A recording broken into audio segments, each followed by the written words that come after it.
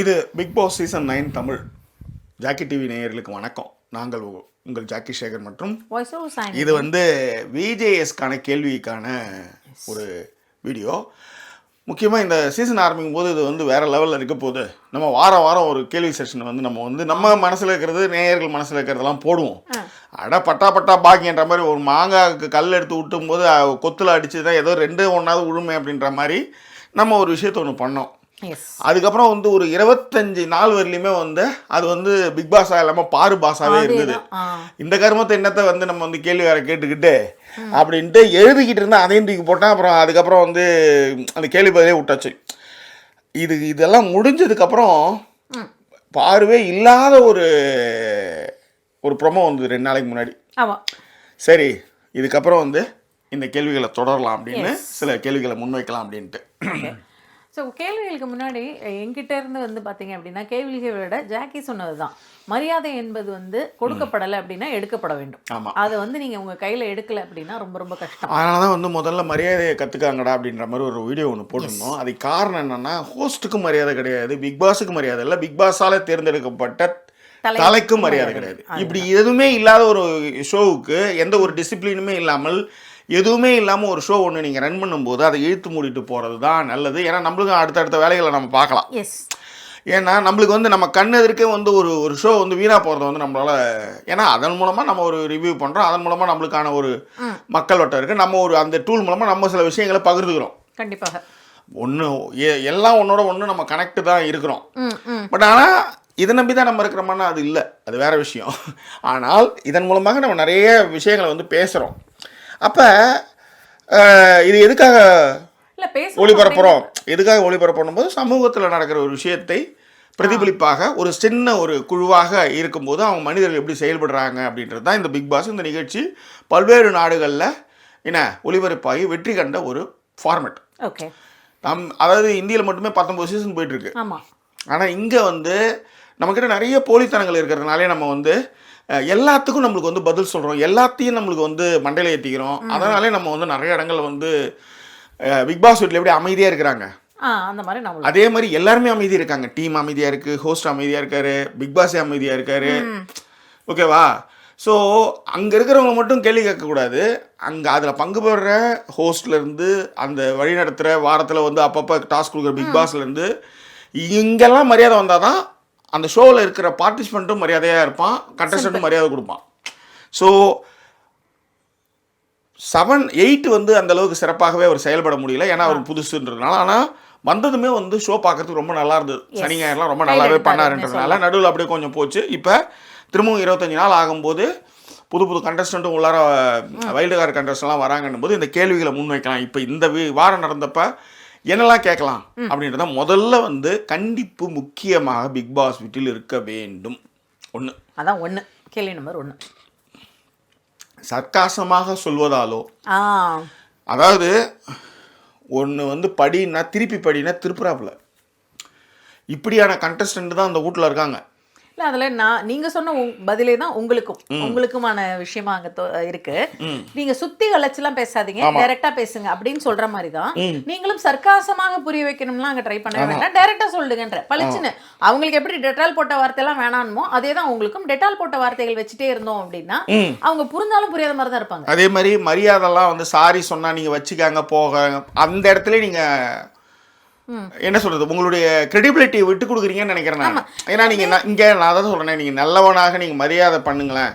இப்போ ஒன்றும் இல்லை, எங்கள் வீட்டம்மா ஒரு டிஎல்னு வச்சுக்காங்களேன், அவங்க மற்ற பாஸ்லாம் ஒன்றுக்கு இருக்கிற நேரம்லாம் குறித்து வைக்கும்போது அவங்களுக்கு ஒரு ரெஸ்பெக்ட், ஒரு மரியாதை இருக்கும். அவங்க இருக்கும்போது அந்த ப்ரொடக்டிவிட்டியும் கரெக்டாக இருக்கும். ஏன்னா வேலை நேரத்தில் எங்கேயுமே போக மாட்டாங்க, அட்டடிக்க மாட்டாங்க, வேலை நடக்கும். ஆனால் கொஞ்சம் ஃப்ரீயாக நம்மளை மாதிரி கஷ்டப்பட்டு வந்தவங்க தானே, இப்பயும் ஒரு 7 மணி நேரம் தொடர்ந்து வேலை செய்கிறாங்களே, ஒரு பிரேக் போயிட்டு வரட்டும்னா 10 நிமிஷம் போயிட்டு வாங்கடான்னா 1/2 மணி நேரம். ஏன்னா நம்ம சுதா தானே, அவங்க ஒன்றும் சொல்ல மாட்டாங்க. அப்போ எங்கே நம்ம தோற்று போகிறோம் தெரியுமா? நம்ம நல்லவர்களாகவும் நேர்மையானவர்களாகவும் எதிராளியை மதிக்க தெரிஞ்சவங்களாம் இருப்பதாலே நம்மளை டேக் இட் ஃபார் கிராண்டட் எடுத்துவாங்க. இது ஒன்று. இன்னொன்று என்னென்னா, நீங்களே புரியும், ஒரு அதாவது நம்ம இப்போ யாழ்னி கிடையாது, சாரிங்கிறது ரியலைஸ் பண்ணு இல்லைன்னா சாரி கேட்காத அப்படின்னு சொல்கிறதுக்கு அவங்க யாழ்னி கிடையாது. ஏன்னா அவங்கெல்லாம் ஓ அப்ப சாரி கேட்க வேணாமா அப்படிங்கிற மாதிரி இன்னும் ஹாப்பி ஆயிருவாங்க. அதேதான் அந்த மாதிரியான ஆட்கள் கூட தான் நீங்க இருக்கீங்க அப்படின்னும் பொழுது அந்த மாதிரியே தான் நீங்களும் அவங்கள ட்ரீட் பண்ணணும். ஏன்னா அவங்க செய்யற தப்புகளை நீங்க உணர்த்திட்டு நீங்க ஒரு பிரேக் போயிட்டு வரும்போதே அவங்க அதை பத்தி பேசி சிரிச்சுக்கிற அளவுக்கான ஆட்கள் தான் அங்க வீட்டுக்குள்ள இருக்காங்க. ஆமா, அப்படி இருக்கும்பொழுது எல்லாருக்குமே மீடியா பின்புலத்துல இருந்து வந்திருக்காங்க, எல்லாம் விஜய் டிவி ப்ராடக்ட்னும் போது எல்லாருக்குமே அந்த டீம்ல இருக்கிறவங்க யாராவது ஒருத்தவங்க தெரியும். அப்ப அந்த தைரியமே அவங்களுக்கு வந்து மிகப்பெரிய ஒரு பலத்தை கொடுக்குது. அதனாலே வந்து ஷோ வந்து பாக்குறவங்க அத்தனை பேர் பைத்தியக்காரனா இருக்கிறோம். அதேதான். ஓகேவா? ஸோ உங்களை நீங்களே கலாச்சிக்கிறீங்க இல்லையா? இப்போ உதாரணத்துக்கு திவாகர் பண்ற சேட்டிங்ல நீங்களே அட்மின் போட்டு நீங்களே வந்து பீம்ஸ்லாம் போட்டு கலாய்க்கெல்லாம் பண்றீங்களா? அந்த கலாயோட இந்த கண்டிப்பையும் வைத்துக் கொள்ளுங்கள்ன்றதான் நம்மளுடைய ரொம்ப சிம்பிள் விஷயம். அப்பதான் விஷயங்கள் அதே போல நீங்க வந்து டிராமாட்டிக்கா பண்ணாதான் அது வேலைக்காகும். இப்போ ஒன்றும் இல்லை, உதாரணத்திற்கு நீங்க போன வாரம் ஏதோ ஒன்று சொல்லும்பொழுது வந்து பிடிக்கல அப்படிங்கிறவங்க வந்து நான் ரெட் கார்டு கொடுக்க வேண்டிய அவசியம்லாம் இல்லை. 10 நிமிஷம் கதை திறந்து வைக்கிறேன், எல்லாம் வெளில போயிடுங்க. அந்த கண்டிப்புகளே இல்லைன்னும் போது நீங்க சாதாரணமான இடத்துல இருந்து இந்த இடத்துக்கு வந்திருக்கலாம். நீங்க அதை நினைச்சுக்கிறதுக்காலே வந்து நீங்க வந்து நிறைய தன்மையோட நடந்துக்கிறீங்க. அப்படி நடந்துக்கிட்டீங்கன்னா இந்த ஷோ வந்து உங்களுக்கானது அல்ல. நீங்க படம் பண்ணலாம். உதாரணத்திற்கு ஓப்பனா சொல்லணும்னா விஜய் சார், நீங்க வந்து ஒரு குழந்தைகிட்ட வந்து கையை வந்து அந்த குழந்தை உங்களோட பலம் போட்டி போடுற மாதிரி வச்சுட்டு அந்த குழந்தைகிட்ட நீங்க ஒரு தடவையும் தோத்து போவீங்க. அது குழந்தை இதுங்க எல்லாம் குழந்தை கிடையாது. அதேதான். அதனால கண்டிப்புகள் அவசியமானது. அது மட்டும் கிடையாது, உங்களுக்கு மரியாதை கிடைத்தால்தான் அந்த வீட்டில் இருக்கிற பிக் பாஸுக்கு மரியாதை கிடைக்கும். அந்த பிக் பாஸுக்கு மரியாதையாக நடத்தினாதான் அந்த வீட்டில் தேர்ந்தெடுக்கப்பட்ட தலைக்கு மரியாதை கிடைக்கும். ஸோ இதனால என்ன ஆகுதுன்னா நிறைய பேருடைய வாழ்க்கை, இப்போ உதாரணத்துக்கு வந்து ஒரு கண்டிப்பு, ஒரு நீதிபதி ஸ்தானத்தில் இருக்கிறவங்க வந்து புடவை கட்டு வந்து என்னங்கன்னு சொன்னால் அவங்களுக்கு வந்து எல்லாத்தையும் கொடுக்கும் பொழுது இந்த ஆட்டத்தினுடைய ரூலே மாறுது. அப்போ இந்த இடத்துல நீங்கள் கண்டிக்காமல் வந்து அதை அப்படியே கடந்து போகிறீங்க. ஓகே, அப்போ இதை விட மோசமாக விமர்சனம் பண்ணுவாங்க கண்டிப்பாக. ஓகேவா? அப்போ நீங்கள் ஏதாவது ஒரு இடத்துல இப்போ எல்லாரும் உள்ளார உட்காந்துக்கிட்டு லவ் பண்ணிட்டு இருக்காங்க, போயிட்டு இருக்காங்கன்னா எல்லாம் குழந்தையா? அது அங்கன்வாடி பசங்களா? அதுங்க எல்லாருமே அடல்ட்டு, மியூச்சுவல் கன்சென்ட் இருக்குது, அவங்களுக்குள்ள பேசுறாங்க. இதை தான் புரிஞ்சுக்கிட்டு நம்ம பேசுகிற ரிவ்யூ. மற்றவங்க மாதிரி வந்து குய்யோ முறையன் குத்துறாலாம் கிடையாது. ஆனால் அங்கே நடக்கக்கூடிய சமூக விஷயங்கள்னு ஒன்று இருக்குல்ல, சமூகத்தில் பிரதிபலிக்கக்கூடிய விஷயம்னு வச்சுக்கோங்களேன். இப்போ இதில் என்னென்னா இந்த குய்யோ முறையம் கத்துற அத்தனை பேருமே அதே மாதிரியான டைப் படங்கள், நம்ம சினிமா பாடலில் வர்ற பாடல் காட்சிகள் வர ஸ்டெப்ஸை விடவா நம்ம வந்து பெருசாக பேசிட்டாங்க, அங்கே நடந்துக்கிட்டாங்க. நான் தெரியாமல் கேட்குறேன். ஸோ நூல் பிடிச்சிட்டு போனால் எங்கெங்கே போவோம், நாம் என்ன வரோம், இந்த வார கேள்விகளை போயிடலாம். ஸோ அதனால் அதை புரிஞ்சுக்குவாங்கன்னு நம்புகிறேன், இந்த டீமும் புரிஞ்சுக்கும் நம்புகிறேன். ரைட். ஒரு பெண் மீது ஒரு குற்றச்சாட்டு வைக்கிறாங்க அப்படின்னும் போது அந்த குற்றச்சாட்டுக்கு நம்ம வந்து நிறைய முட்டு கொடுக்குறோம். அந்த பொண்ணோட பாயிண்ட் ஆஃப்ல பாருங்க, அது பாருங்க, இதை பாருங்க. இந்த வாரம் நீயா நானா கூட பார்த்தீங்கன்னா விவாகரத்துக்கு உட்படுத்தப்பட கணவர்கள் எப்படிலாம் பாதிக்கப்படுறாங்க. இந்த அலுமினி பணம் வந்து ரிவெஞ்ச், அதாவது பாதிக்கப்பட்ட பெண்களுக்கு வந்து கொடுக்கறது போய் அது ரிவெஞ்சா மாதிரி அவங்கள அலைய விடுறதுன்றது ஒன்று இருக்கு. சமீப காலத்துல 2 பேர் அது மாதிரி வந்து ஆன்லைன் லைவ்ல வந்து பண்ணிட்டு தூக்குமாட்டி செத்து போயிருக்காங்க. இப்படியெல்லாம் பெண்களுக்காக ஏற்படுத்தப்பட்ட ஒரு சட்டம் ஆண்களை வந்து அவமானப்படுத்தவும் ஆண்களை வந்து மன உளைச்சுக்குள்ளாக்கவும் பண்ற விஷயமாக இப்ப மாறிட்டு இருக்கு. அப்பேற்பட்ட இடத்துல மீ டூ போன்ற விஷயங்கள்லாம் நம்ம வந்து அதுக்கு நிறைய கருத்து முரண்களாக இருந்தாலும் நன்றாக மியூச்சுவலாக பழகின ஒருத்தவர் மேல வந்து ஒரு விமன் கார்டை வந்து எடுத்து வைக்கும் போது அதை நிச்சயமாக அட்ரஸ் பண்ணணும். நீங்க மற்ற எதெல்லாம் நீங்க அட்ரஸ் பண்றீங்களோ இல்லையோ, இது ரொம்ப ரொம்ப முக்கியமான விஷயம். எஸ் ப்ளீஸ் சொல்லுங்க. ஓகே, இது ஃபர்ஸ்ட் அவங்கள்ட்ட கேட்க வேண்டிய விஷயங்கள். அதே போல அவங்களே வந்து என்ன சொன்னாங்க அப்படின்னா, நான் இல்லாதப்போ என்னை பற்றி பேசுற நீங்க எல்லாருமே வந்து நாகரிகமற்றவர்கள் அப்படின்னாங்க. இந்த வீட்டை பொறுத்த வரைக்கும் பல நேரங்கள்ல அவங்க இல்லாதப்பதான் அவங்க பின்னாடி தான் அவங்க பேசிக்கிட்டு இருக்காங்க. அதனாலதான் இன்னைக்கு அவங்களுக்கு பயமே வந்தது. கமருதீன் வந்து என்ன பொம்பளை மேட்டர் அவர் சொன்னாரு, பிடிச்சுதானே பேசுனீங்க அப்படின்னு கேட்கும் பொழுது அந்த விஷயம் இருந்தது இல்லையா, அதையுமே நீங்கள் வந்து அவங்கள்ட்ட வந்து கேட்கும்போது அதுதான் இந்த கேமை பொறுத்தவரையிலும் நீங்க கண்ணுக்கு கண் பல்லுக்கு பல் நீங்க பேச முடியாது. ஏன்னா மனிதர்கள் அப்படியானவர்கள் தான். ஆனா ஒரு தப்பு மிகப்பெரிய தப்பா இருக்கும் பொழுது அதுல ஒரு நியாயம் இருக்கும்போது நீங்க கண்டிப்பா அதை அட்ரஸ் பண்ணணும்னு சொல்ல வரேன். அது இது ஃபர்ஸ்ட் கேள்வி உங்களோடது. செகண்ட் கேள்வி எங்கிட்ட இருந்து என்ன அப்படின்னா, திவாகர் வந்து சொல்லாத ஒரு விஷயத்த சுபிக்ஷான்னு மாத்தி பேசினார்ல. அதை நீங்க வந்து கண்டிப்பா கேட்கணும். அவங்க என்ன சொன்னாங்க, ஒரு புடவைக்கு வந்து அதாவது குச்சிக்கு புடவை கட்டினா கூட தான் அப்படிங்கிற மாதிரி பேசும்போது டக்குன்னு அவர் என்ன பண்ணாரு, வீட்டுக்குள்ள இருக்கும்போது சுபிக்ஷாவை தப்பா பேசினாங்க. ஏன்னா அவர் தப்பிக்கிறதுக்காக பேச்சை வந்து மாத்தி பேசுறாருன்றது நல்லாவே தெரியும் போது இந்த ஷோ எங்க தெரியுமா தோத்து போகுது. திவாகர் மாதிரியான ஆளுங்கள்லாம் நீங்கள் காப்பாற்றணும்னு நினைக்கும் பொழுது அவங்க என்ன நினைக்கிறாங்கன்னா நம்ம சரியாக பண்ணறோன்றதை திரும்ப திரும்ப அந்த தவறுகளை பண்ணிகிட்டே இருக்காங்க. உங்களுக்கு தவறுகள் பண்ற மாதிரி இருந்ததுன்னா அதுக்கு நிறைய விஷயங்கள் இருக்கு. இல்ல அவங்க நீங்க இத கேள்விகள் கேட்டா மட்டும் அவங்க தவறுகள் பண்ண மாட்டாங்கன்னு நினைக்காதீங்க. அவங்க இயல்புல மாறவே போறது இல்ல. அதனால தவறு ஒரு பொய். அவர் என்ன நினைக்கிறாருன்னா திவாகர் இதெல்லாம் கேள்வி கேட்கறதுனாலே விஜேஎஸ் கிட்ட சொல்லிக்கிறேன், அவர் என்ன வந்து கன்சோல் பண்றாரு அவர் நினைச்சிட்டு இருக்காரு.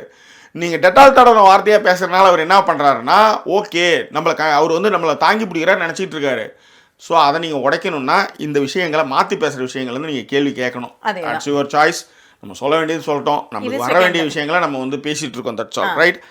Rule is the rule. அப்போ தான் சொல்கிறது வந்து என்னென்னா அங்கே ஒரு மரியாதை வரணும், அதுக்கப்புறம் அடுத்த கட்டம் அடுத்த அப்போ தான் வந்து வீட்டில் வந்து எல்லாமே போகும். இந்த வீட்டில் இந்த மரியாதைகள் அந்த ரூல் இதெல்லாம் மதிக்கப்படாதனாலே என்ன ஆகுதுன்னா பிசுபிசுத்து போகுது. இந்த ஷோவே பிசுபிசுத்து போகுது. இங்கதான் நான் என்ன சொல்றேன் அப்படின்னா ரூல் மதிக்காத 10 விஷயங்களை நீங்க குறும்படங்களா போடலாம். குறும்படம் போடுறது ஒன்றும் பெரிய டைம் ஆகும் உங்களுக்கு.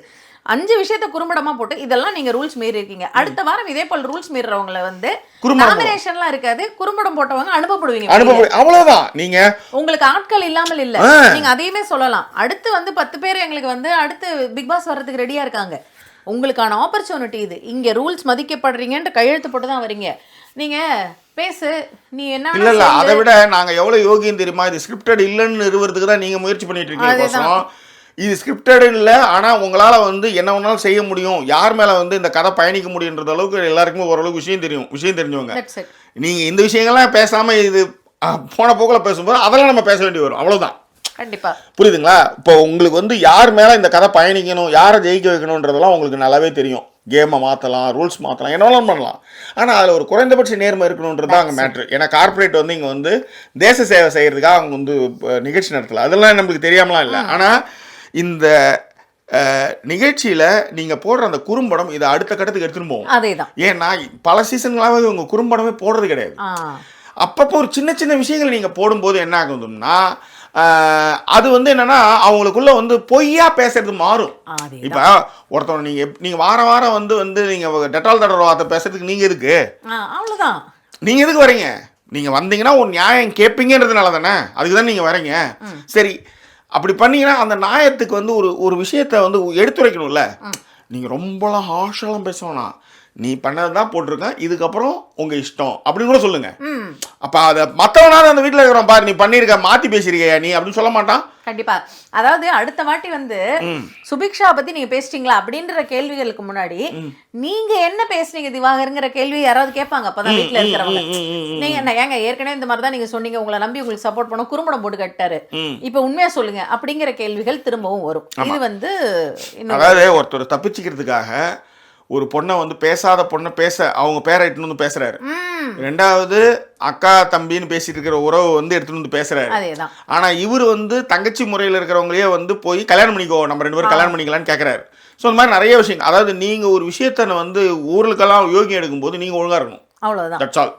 ஸோ அந்த மாதிரி விஷயமும் இதுல நடக்குதுன்றதுக்காக அந்த கேள்விகளை நீங்க முன்வைக்கணும்னு நான் சொல்றேன். அதே மாதிரி இன்னொரு முக்கியமான கேள்வி என்ன அப்படின்னா, தகுதி தராதரம் பார்த்து இருக்கிறீங்க அப்படிங்கறது திரும்ப திரும்ப வந்து அந்த இடத்துல வந்து மென்ஷன் பண்ணும்போது அது என்ன தகுதி என்ன தராதரம். இப்ப சொல்லுங்க, அவங்கள இருக்கிறவங்கள மட்டும்தான் பிக் பாஸ்ல இருக்காங்களா இல்லையான்னு செக் பண்ணுன்ற அளவுக்கு நீங்க பேசணும். ஏன்னா போன வாட்டி நீங்க வந்து உங்க புகழ் வெளிச்சத்துல எல்லாம் இருக்கிற நீங்க நினைச்சிட்டீங்க, அந்த மாய மறைங்கன்னு போற போக்குல சொல்லிட்டு போனீங்க. அவருக்குலாம் போற போக்கெல்லாம் சொன்னாலாம் புரியாது, உட்கார வச்சு கேட்டாதான் அது வேலைக்காகும். அதனால அந்த தகுதி தராதரம், அதுவும் முக்கியமாக வினோத் மாதிரியான ரம்யா மாதிரியான ஆட்களை மட்டும்தான் அவர் வரும்போது தகுதி தராதரம் பேசுவார். ஆனால் அரோரா வரும்போது பேச மாட்டார், வியன்னா வரும்போது பேச மாட்டார். நல்லா கவனிச்சு பாருங்க. ஸோ இதெல்லாம் தான் நீங்கள் வந்து கேள்வி கேட்கலாம் அப்படின்றது தான். ரூல் இஸ் த ரூல், அது ரொம்ப முக்கியம்.